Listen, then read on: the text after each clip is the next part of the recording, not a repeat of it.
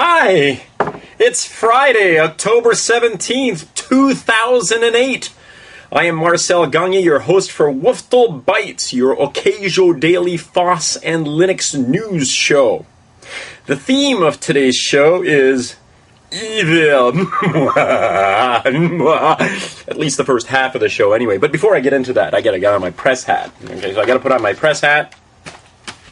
Okay, I got my press hat for today, and I'm ready to talk to you about the stories that affect your FOSS and Linux world for today.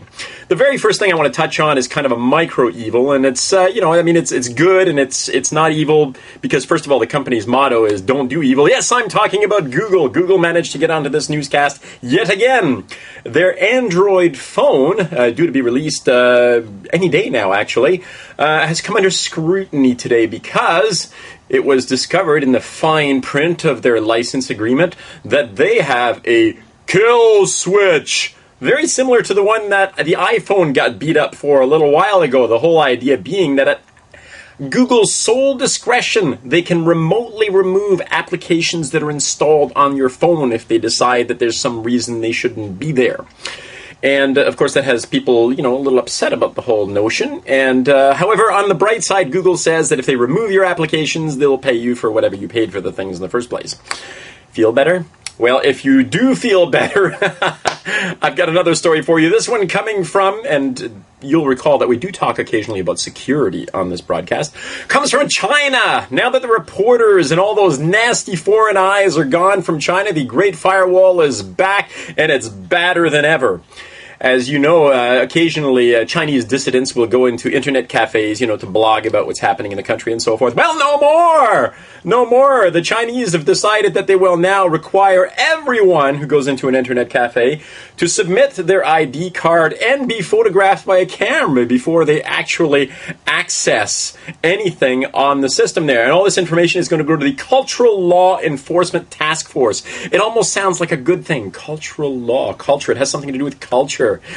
And if you think that that's really, really bad out there, well, perhaps we shouldn't get too cocky yet, because you'll remember that in England, which is, one of those lands of the free sort of things, much like the United States, there are 4 million security cameras trained on citizens each and every day. You cannot walk around England without being photographed about 300 times every day. That's what the statistics say.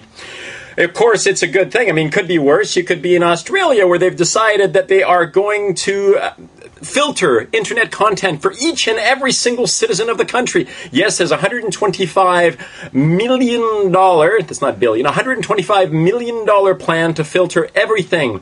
They're going to have a blacklist. By the way, you can't opt out of this. You don't have a choice. There's going to be a blacklist for material that is offensive to children and material for another blacklist for illegal material. Which begs the question. Are you ready for the question? Which begs the question.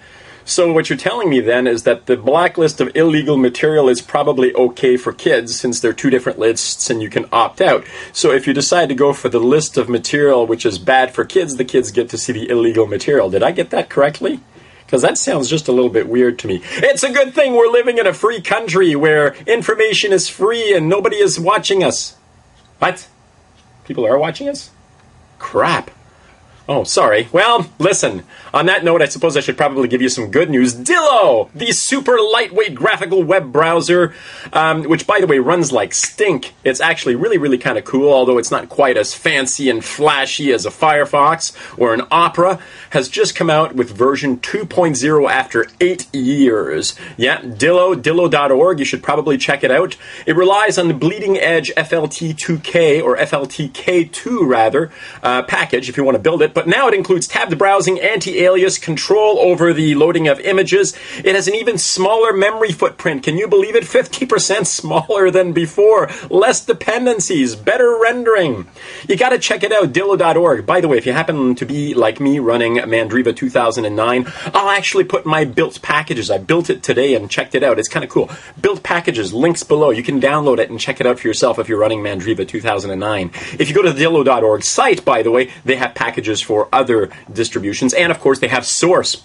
And finally, I'm going to wrap it up by talking about Linux bloggers. Specifically, I'm going to talk about Linux Hacksaw, which is actually a Linux-oriented blog site, has a list of Linux-oriented blog sites to follow. Notables include Linux Journal, Ars Technica, How to Forge, Hehe2,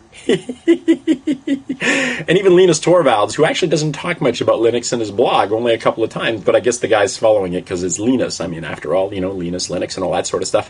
What I want to point out, and what I'm really upset about, is there's no mention of WFTL Bytes. But then again, WFTL Bytes is a fairly new, you know, video newscast and so forth. Maybe Linux Hacksaw will fix that up before we're all done. Anyway, that's it for today. I'm done. There's great evil in the world, but there's great good as well. And as for the evil, remember, we must stand up and fight these great evils. So go out there and fight those evils. Just go do that. I'm done for today. Thanks. Talk to you later. Oh, God, is it really that bad? No, I'm done, really.